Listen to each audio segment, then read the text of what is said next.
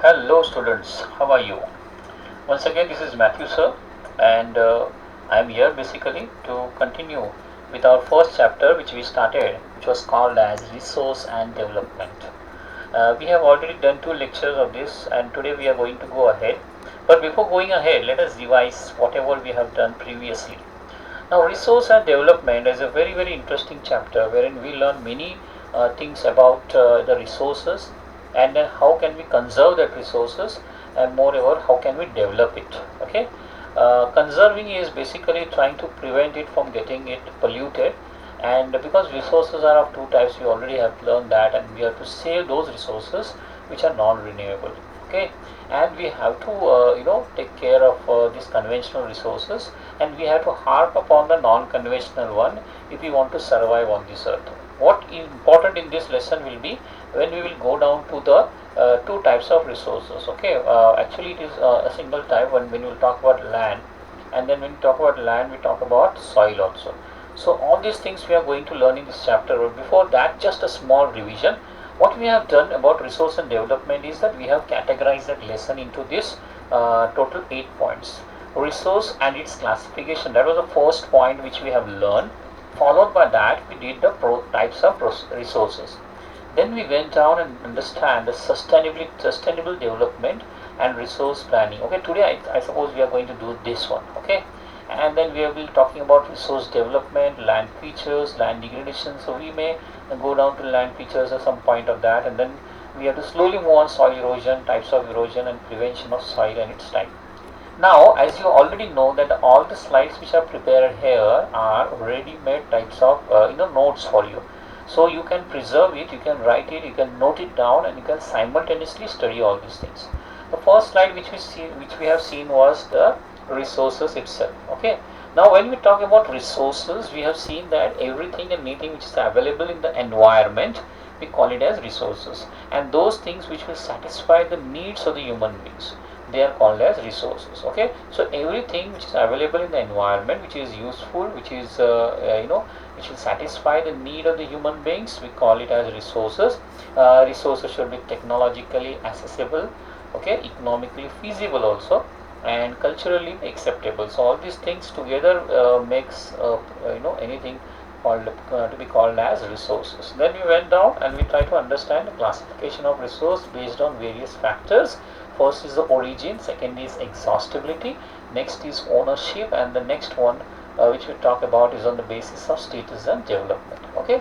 Now when we go down to the next topic, that is called as the types of natural resources, we see on the right hand side a lot of pictures, and natural resources may be biotic and abiotic. So accordingly we have categorized it, either human beings or either the rocks and the minerals, both which are useful to us, they will be called as the resources. So this is on the basis of origin. Next we saw exhaustibility, and there we have seen that there are two types, renewable and non-renewable. We have already discussed about it. Today we are using the non-renewable type of resources more, but a time will come when we have to use the renewable type of resources more. Okay. Then we went down to the types of resources based on ownership, maybe individual, maybe community owned, maybe national, or maybe international. International is something which nobody can use that resources, they will be preserved as the world heritage resources. Okay. Then we went down to understand what are the types of resources based on status and development. In that we have seen potential stock as well as reserve resources. All these things are self-explanatory, all these terms are self-explanatory, already explained to you. It's a revision basically, so that you should recollect if these are things we have learned as a types of resources. Then we went down and tried to understand the best resources today we have. What is human resource? Human resource is the one which stands between all the resources and the benefits or the needs of the human beings to be satisfied. So any resources we have in our front, it is a human resource which is very much essential, okay, to harness that resource. To harnessing means what happens is we should be, the human beings basically, they are the one which tries to interchange that particular resources, make it as a utility resources, okay, and then it is made available to the human beings. So here we tell human resources are very essential component, because they transform the materials available in the environment into resources. It is something like that. If there is a stone which is lying down in front of your house, it will be of no use to you. Okay, because you will take it as a stone, or you will take it soil as a soil. But unless and until you use any human beings, and we ourselves, unless and until we use the material, okay, for our benefit, okay, you may use the stone, if to to see that if there is a vehicle standing and if there is a slope, you can put either stone back of the back tire to prevent it sliding it down. So all these things basically, we human being, he uses his mind to make anything which is available in the environment as a resources. So when anything which we use for our benefits, where we human beings apply his own brains, okay, and transforms that material, we call it as resources. The utility of the resources will depend upon the cultural stage. Okay, adding to it cultural stage, we can also add that the development man has made in technology. So all these things will add upon the usage of that particular material. Now let us come down to the natural resources, how they are important to man. It is very, very important for the human survival. Resources are the must. Okay, it is present in the biophysical environment to satisfy our need. It's a backbone of the economy. It is the basis of economic strength and prosperity to the people. So all these things, development of the country will come only because of the resources. Next is, which are the problems created due to indiscriminate use of resources? We already know that a lot of global ecological crises can take place. Pollution is one of them. Depletion of many resources can cause problems in the economic sector also.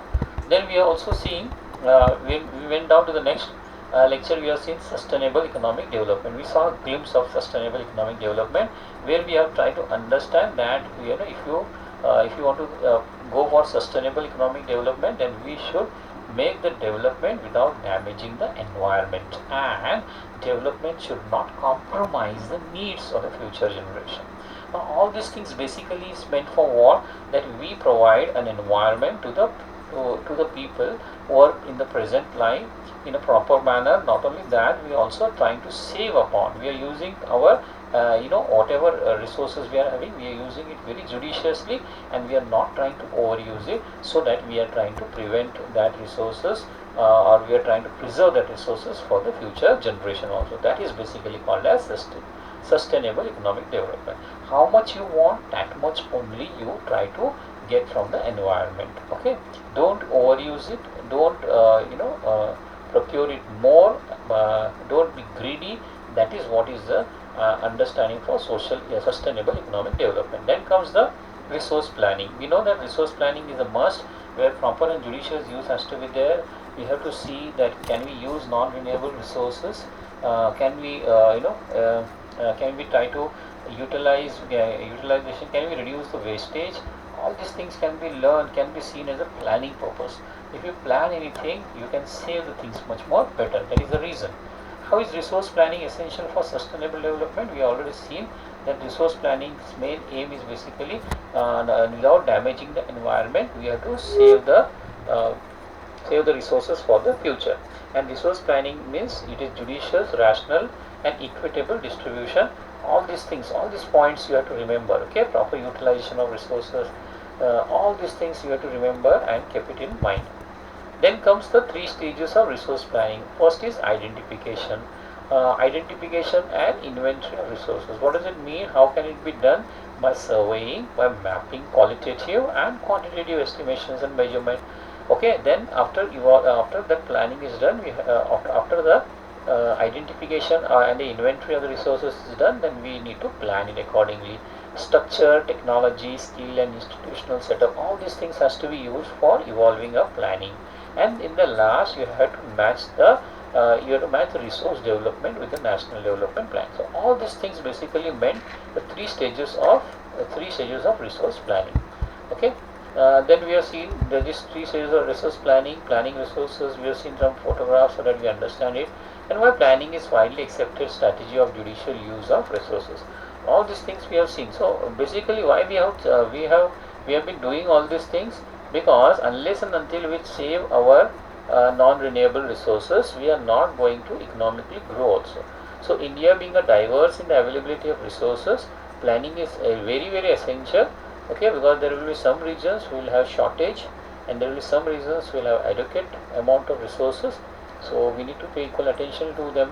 Some regions will be rich, some regions will be deficient, some regions are self-sufficient, some regions will have acute shortage. All these things we have to consider while planning. Okay, then only we will be able to give the resources to each and every part of our country. Okay. Then four factors which determine the resource development in a region. We have seen that availability of resources, level of technology, quality of human resources, historical experiences of the people. All these things we have seen. Availability of resources means what? Availability of resources is what basically? It is nothing but what? It is nothing but the resources which are available in the nature. Okay. Now I already told you that those resources which are available in the nature, they are merely nothing, unless and until human interventions are there. So unless and until you use technology to harness it, we will not be able to get it. So quality of human resources is also very important. Historical experience of the people is also very important. Okay, then we just did development of resources few slides, and then we went down to renewable, non-renewable video. Now today we are going to start with the conservation of resources. Okay, when we talk about conservation, what does it mean? Conservation is till now what we have been doing. Just now we just talked about judicious and planned use of natural resources. So conservation is nothing but judicious and planned use of natural resources.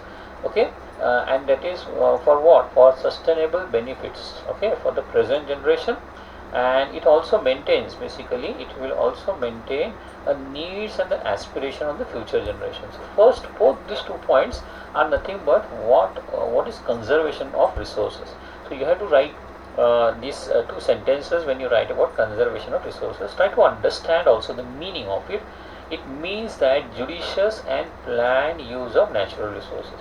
Whatever natural resources are there, we have to identify it, we have to see how much we are having, and then we have to plan it, and then the benefits are being used.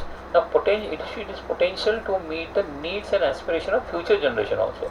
That also we have to take care. We cannot just think about only about ourselves. We need to think that these resources are going to last for the coming future generation or not. That means the resources should be replenished, and then that can be used by the future generation also. So our usage should not exceed beyond certain limit.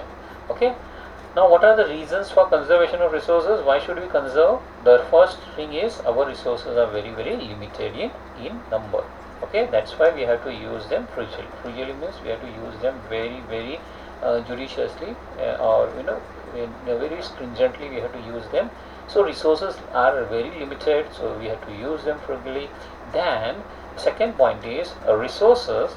Most of our resources, they are non-renewable in nature, and when they are non-renewable in nature, therefore extra care has to be taken, because we are not going to get them back.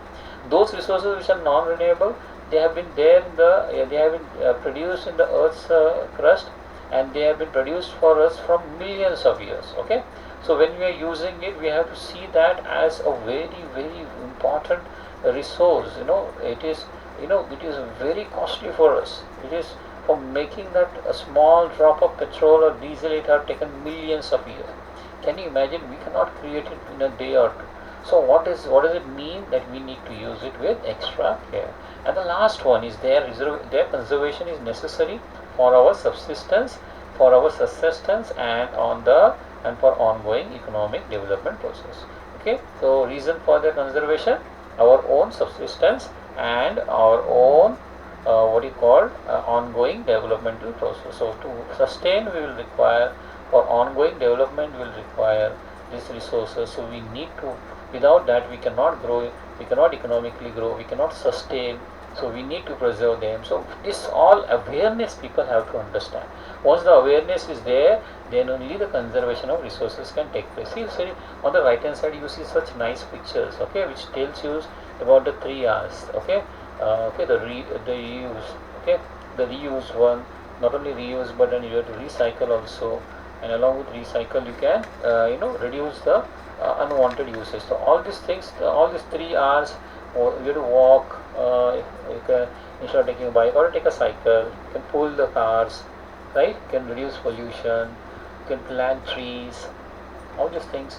Non-conventional sources, conventional sources are also available. We are using conventional, but non-conventional sources are much more better. Windmills is better, every drop of water we have to save, to close down the electricity. All these things basically adds up. You understand that? That will conserve our resources. So we need to do it. So students, please pay attention at the slides properly. Try to recover, try to understand all these things, make a note of it, learn it. Okay, let us go to the next slide. Now, what is the concept of resources as per conservation? Okay, concept of resource conservation as per Gandhiji. Now, Gandhiji, our father of the nation, has told a very nice words. You know what he has told is there is enough. There is enough for everyone's. Okay, there is enough for everyone's need. Okay, or there is the earth provides enough to satisfy every man's need. That is a more correct word. You know, I had put it on from the internet photographs, so we can read it from there also. The earth provides enough to satisfy every man's need. That is what he has told. Okay, and but he is also told that, and it is not for any man's greed. All these things Mother Earth is providing for everyone's need. So you can take from the Mother Earth whatever you require, because you are children of Mother Earth, but not for the purpose of greed. Some people are greedy. Some people, they already have. They try to get more and more and more. The greed goes on and on and on.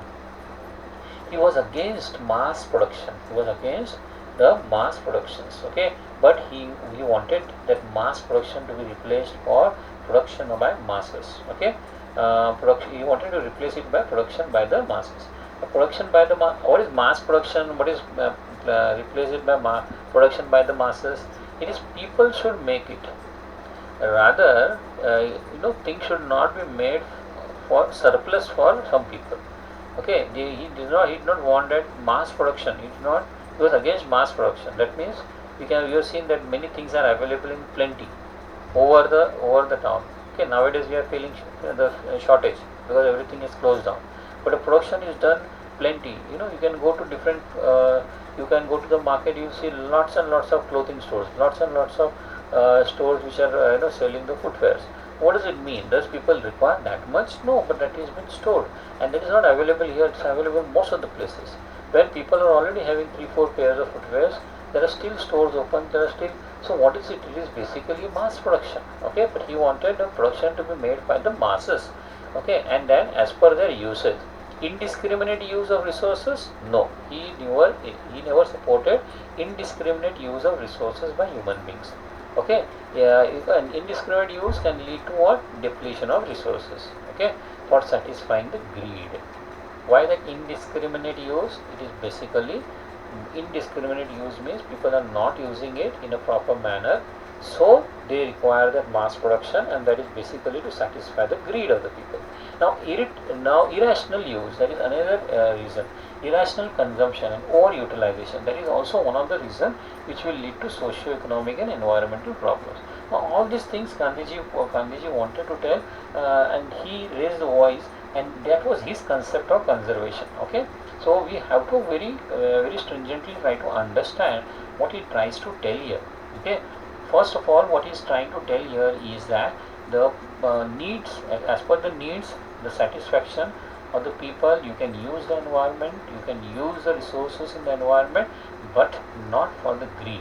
If you use it for the greed, if you use it indiscriminately, if you irrationally consume it, okay, if you overutilize it, then all this is going to come back to our environment. So all this will be a problem for our environment.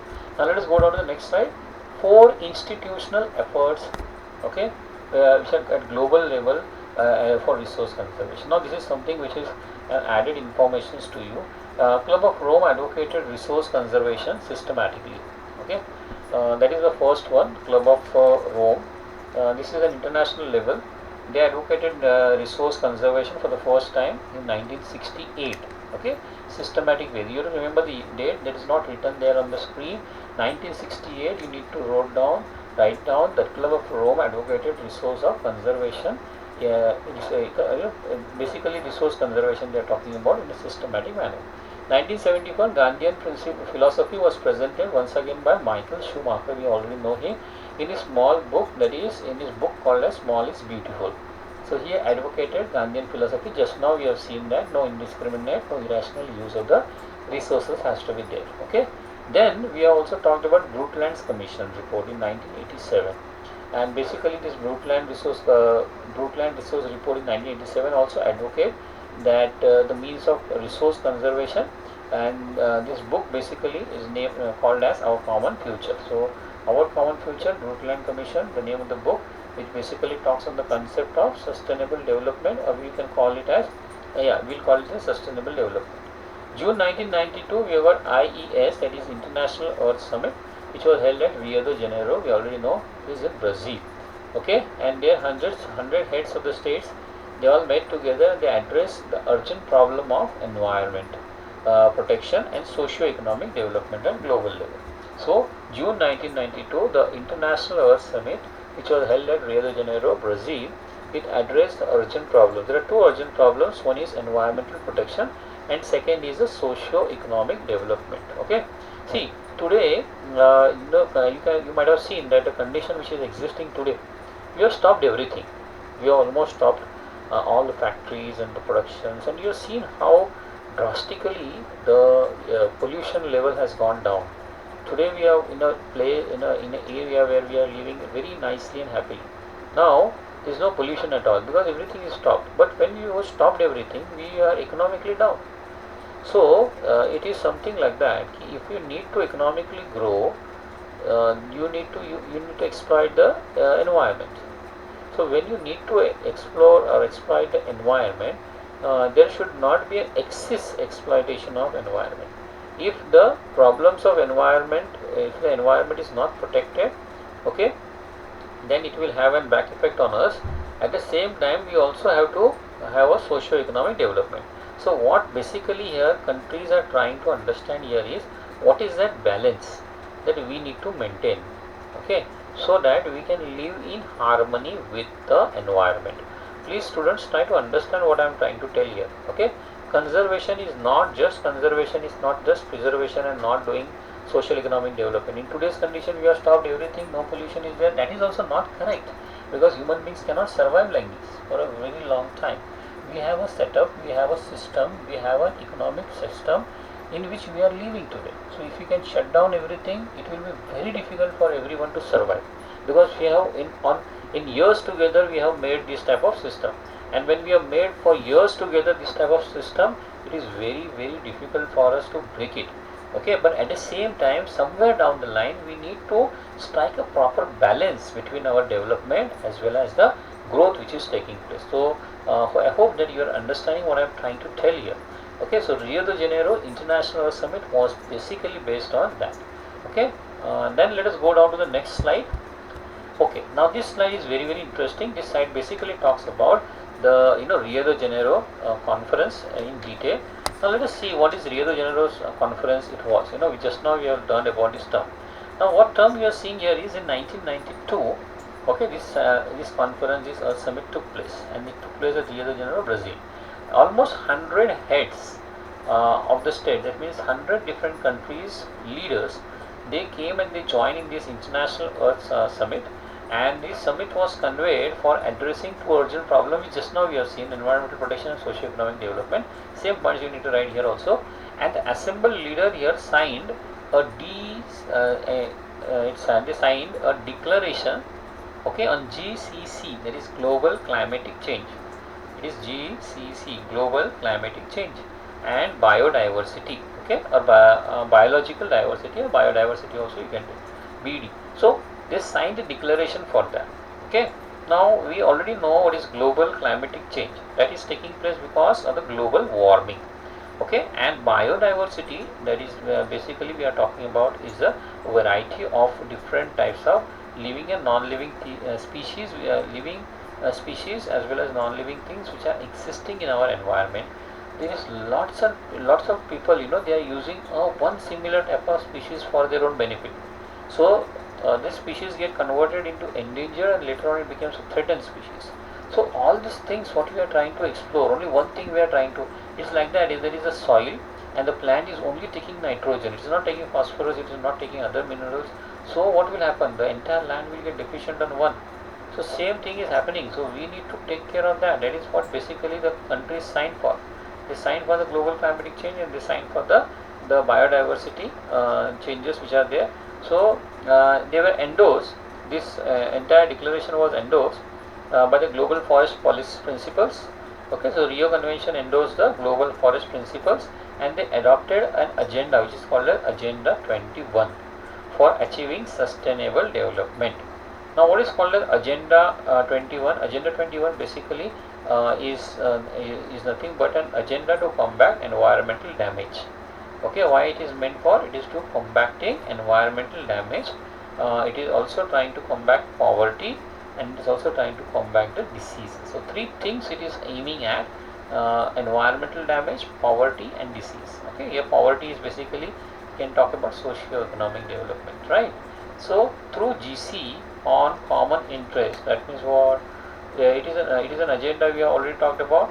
So by global corporation, by global cooperation on common interest, mutual needs, and shared responsibilities. These are the three things. How we can do, how we can combat all these things. We can combat the environmental damage. We can combat the poverty. We can combat the disease through global cooperation on common interest, mutual needs, and shared responsibilities.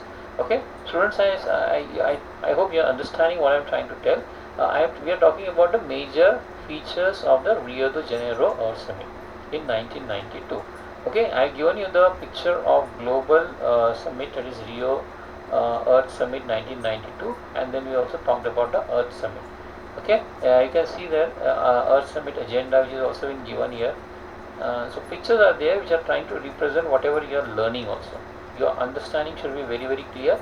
The learning should be also simultaneously very clear. Okay.